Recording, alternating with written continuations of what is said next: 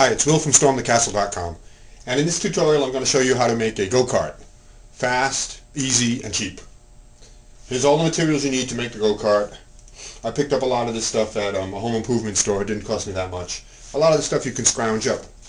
And it's not hard to make this go-kart, and you can use my design to make your own using whatever materials you have. There's a couple of things I want to stress during the making of this, and that's safety and flexibility. So we want to be safe. Like you can see, I got safety glasses there. We're going to be using a few tools, so always be safe when you're building something like this, and always be safe when you're riding it. Make sure you wear a bicycle helmet when you're riding something like this. But this is an easy go-kart to make. The concept will show you how to make your own. You don't have to use the exact materials that I use, but if you want to use these exact materials, I have the complete parts list on my website, and the link is in the description of this video. I'll give you a quick overview. I have 2x6s, those are 2x6s. One's 48 inches long and two are 24 inches long. That's the wood that'll make the go-kart. I got a couple of scrap pieces of wood here that are about 19 inches long each, or 20 inches long each.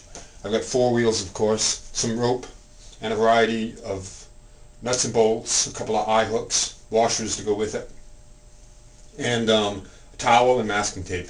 And what the towel actually is the seat that you can sit on. Okay, now for you to conceptualize what the go-kart is going to look like, it's just like this. It's our 48-inch piece of wood right like this, our two 24-inch pieces like that.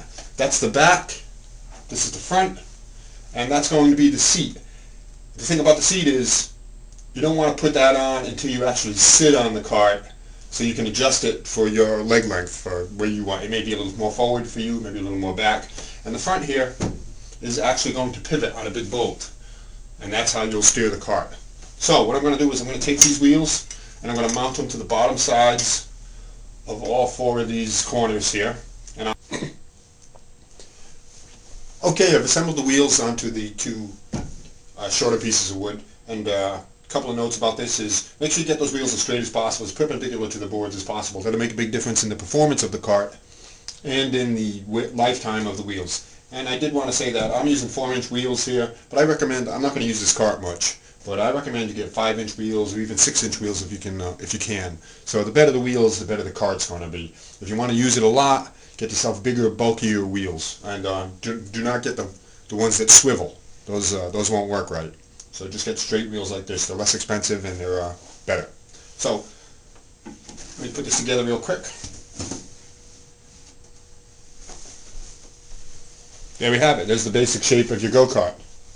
Not bad. It's the whole project's going to take maybe 2 or 3 hours to make, and that doesn't include a trip to the hardware store. But a couple of things I'll point out here. That back is going to be secured with bolts very tightly so it doesn't move. This front is going to be secured with a very large bolt.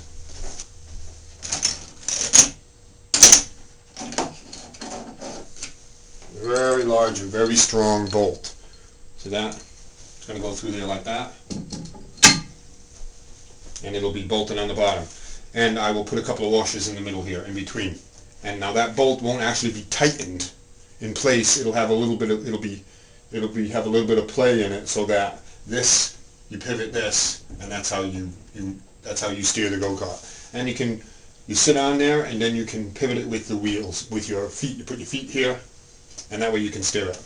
Optionally, I have rope and eye hooks. You can also put some really sturdy eye hooks here, one here and one there in the front, a piece of rope, and you can steer it that way. So, one more thing I wanted to say is that I'm going to put brakes on this. I think it's a good safety. I think it's a good safety thing. So this is what the brakes are going to look like, something like this. So what happens is depending on where you sit, I'm not going to put the brakes on until I sit on it and I know what's comfortable for me where my legs are.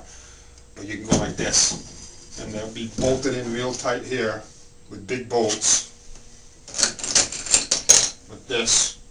I'll run these bolts in here, and that'll sit on the shank of the bolt. That way you can move it. So what happens is you can pull up on these and it'll rub on the ground and stop you. One on each side. So we don't want this thing to be running free wild. We want to be able to stop it. That's a safety consideration. I just wanted to show you real quick this bolt setup for the front. See, that's tight yet it's loose. What you do is you put your bolt through it with a washer. You put a washer in between or two washers in between, a washer on top. But you don't want to crank it down so this board doesn't move. What you want to do is tighten the bolt so the bolt stays at a certain size, and you do that by using two nuts. You put one nut down, get it to a nice, so it's taut and stays in place, and then when you put another bolt on it, you hold this one in place, put the other nut on it, and then tighten that nut down. Now these two nuts are tightened together against each other, and that means this won't separate. And I like to put this on the top so you can always keep an eye on it. If it's on the bottom, you never know, while you're riding it, it may fall out or fall off and be unsafe. So if you've got it on the top here, you can watch it and see if it's coming loose. But put a wrench on this one and tighten that top one up real good so those two nuts get tight together and it won't slip apart. Now the next thing you do is you assemble these two parts of the go-kart together in the backside, and with using your long 1/4-inch bolts, put a nut under each one, put a nut under each end, one on the other end, and I've counterbored these holes here.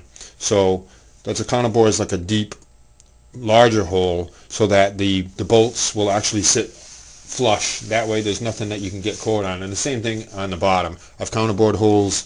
Now this is, make sure you crank these down nice and tight. You don't want them to come loose. Okay, this go-kart is complete. I want to point out a couple of things to you. I tied these ropes for steering with bowline knots, and I'll have instructions on how to do that. You want a good knot that doesn't come out. The important thing about the brakes are they're very strong. I used very big bolts on those, and you got to make sure that they're actually going to hit the ground. So you got to put this in a good spot, because what you want is to have force. So when you have a brake like that, it should lift the wheels right off the ground. So like that. And I put a little bolt here so that I can rest. So there's the brakes. I like that. They rest like that. You can pull on them when you want to stop. And I put masking tape on them to protect your hands from getting splinters. And that should be some nice strong wood there. Don't use something flimsy there. You don't want those brakes to give out on you. So, in the seat, everything's ready. But otherwise, that's the completed go-kart, and have some fun with it. You can go to my website and see how I made it. I got all the instructions and all the parts if you want to make the exact same thing, and also ideas on how to improvise different stuff. One more thing I want to show you. I'm not really happy with this completely. I'm going to do something just a little bit different. I'll be right back to show you that. I don't know if you can see that whole thing, or if there's enough light in there, but that's my modified version of the go-kart. So I got that seat out of an old Volkswagen in the junkyard, and it's come in handy. I haven't mounted it down yet, but I will mount it down with U-bolts so it's nice and secure, at least in 3 or 4 points. So it might be something you might want to consider if you want to be really fancy about your go-kart. And this way I can still reach by leaning forward, I can still reach the brakes, and I can still use my feet or the strings to guide it. So that's my completed go-kart. If the weather is good tomorrow, I will take it out and give it a ride. And remember, when you're building something like this, use all safety precautions, wear safety glasses, get adult supervision, and do everything very safe. I've oversized every single bolt on this thing, so it's very strong. We don't want it falling apart on us. So oversize everything. The wood's oversized, the bolts are oversized, everything's got nuts and washers, and when you're riding it, make sure you wear, as a minimum, a bicycle helmet. It'd be good too if you had elbow and knee pads too, but as a minimum, a bicycle helmet, even a motorcycle helmet if you're going to be serious about this thing. So that's completed. You can see more complete directions and instructions on this thing on my website, stormthecastle.com. The URL is located in the description of this project.